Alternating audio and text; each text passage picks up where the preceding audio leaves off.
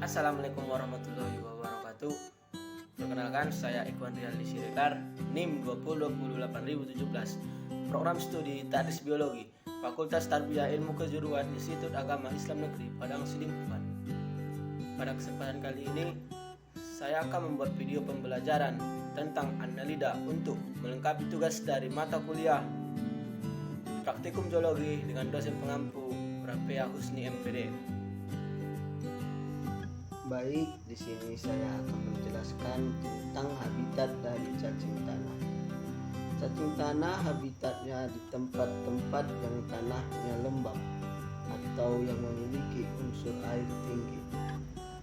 Karena cacing tanah itu bersifat lendir, dia hanya bisa tinggal di tempat-tempat yang lembab seperti tanah-tanah yang kadar airnya tinggi.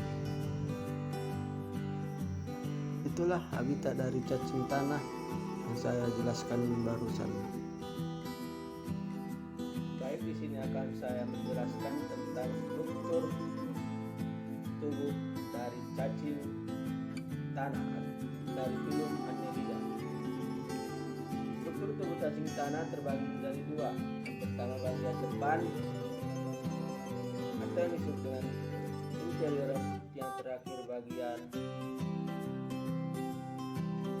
belakang atau yang disebut dengan posterior. Bagian depan terdiri dari mulut, ini. Bagian selanjutnya klitelium ini. Selanjutnya segmen berada di tengah. Bagian belakang terdiri dari anus.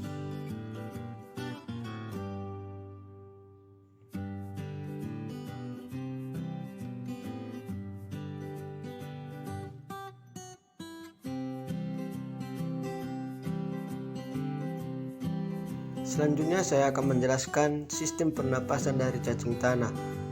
Kita ketahui cacing tanah hidup di dalam tanah yang membuatnya memiliki alat pernapasan yang berbeda dengan hewan lain. Cacing tanah bernapas melalui permukaan atau kulit tubuhnya, karena cacing tanah tidak memiliki alat pernapasan khusus. Agar cacing tanah bisa bernapas dengan kulitnya, tubuh cacing tanah tertutupi lapisan lembab dan basah karena lendir yang dihasilkan oleh kulitnya. Lapisan tipis dalam tubuh memiliki banyak pembuluh darah, yaitu pembuluh darah kapiler, sehingga dapat mengangkut oksigen dan mengeluarkan karbon dioksida. Oksigen ini kemudian diikat oleh darah dan disalurkan ke seluruh tubuh. Sebaliknya, karbon dioksida sebagai sisa pernapasan akan dikeluarkan ke dalam darah dan dari kapiler darah keluar melalui kulit. Begitulah secara singkat sistem pernapasan dari cacing tanah. Selanjutnya, alat peredaran darah cacing tanah. Alat peredaran darah cacing tanah atau organ peredaran darah cacing tanah terdiri dari 3 pembuluh darah utama.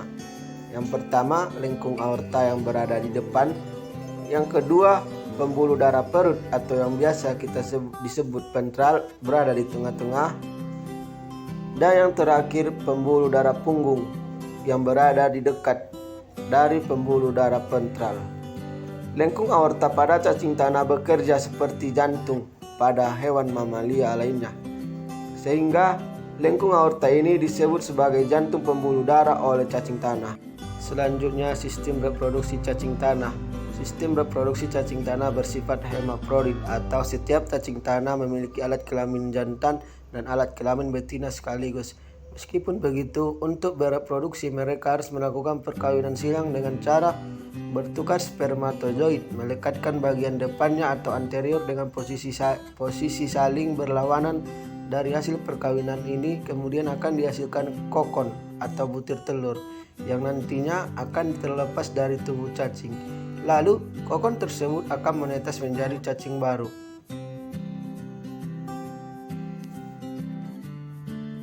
Selanjutnya, sistem ekskresi pada cacing tanah.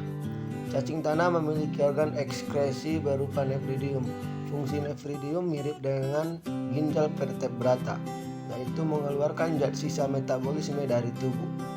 Proses ekskresi cacing tanah diawali dengan diserapnya cairan tubuh seperti ion Na, Cl, K, N atau air ke dalam nephrostomy.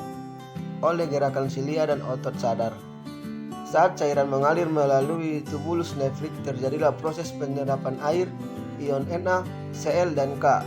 Zat tersebut akan menembus kapiler darah dan disirkulasikan kembali.